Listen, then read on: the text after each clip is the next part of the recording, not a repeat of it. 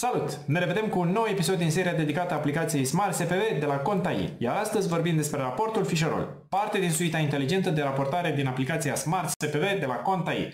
Ce vei afla din acest material? Cum se generează acest raport automat? Ce informații poți accesa în el? Cum îl poți folosi pentru a avea control complet asupra soldurilor fiscale și a reduce semnificativ munca manuală? Raportul îl găsești în secțiunea Rapoarte, la poziția a treia. Cum se generează acest raport? Zilnic, aplicația trimite cereri automate către SPV, mai exact solicitări pentru documentul rezumat Fisherroll cu Excel atașat, folosind aplicația desktop și tokenul conectat. Răspunsurile primite sunt analizate automat. Fișierele CSV atașate sunt procesate de aplicație, iar rezultatul este afișat într-un raport simplu, clar, cu solduri restante și eventuale suprasolviri pentru fiecare companie din portofoliu.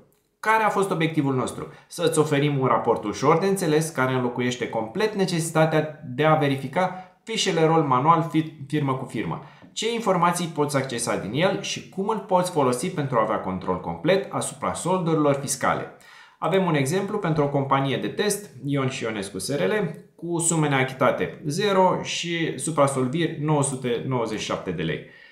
Pentru fiecare cod de taxă vei vedea valoarea 0 dacă nu există restanțe sau suprasolviri. Dacă există sume de plată, aplicația calculează automat totalul restant pe acel cod, dar îți arată și defalcarea completă cu sumele de plată și termenele aferente exact cum apar în SPV.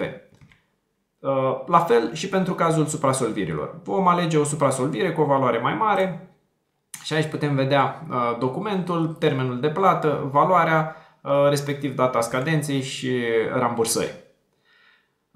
Ce opțiuni ai pentru filtrarea acestui raport? Poți selecta perioada și aici avem perioada pentru care putem selecta, sunt criterii predefinite sau puteți selecta manual o anumită dată și firma pentru care se poate selecta raportul. Aici avem o firmă de test, pot fi selectate alte firme sau poți vedea pentru toate firmele din portofoliul tău.